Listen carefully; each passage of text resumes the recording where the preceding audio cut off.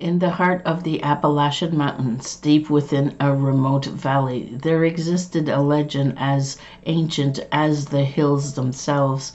The people in this region spoke of a malvoyant being known as Spearfinger.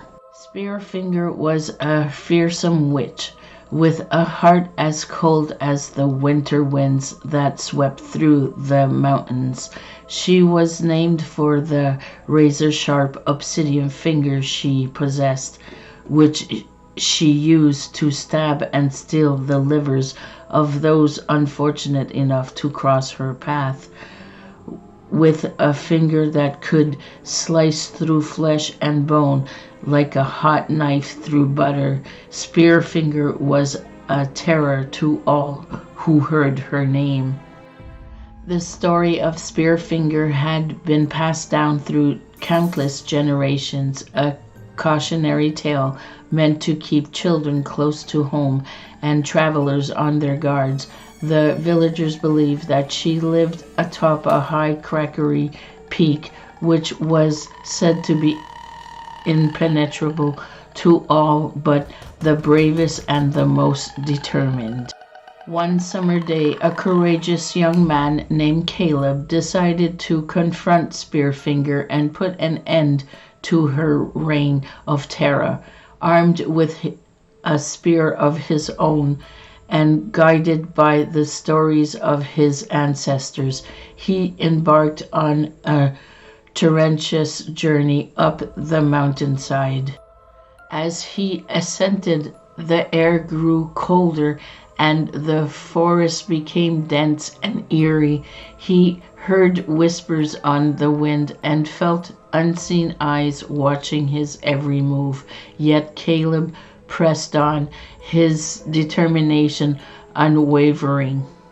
After days of climbing and surviving voracious tests and traps set by Spearfinger to protect her lair, Caleb finally reached the peak.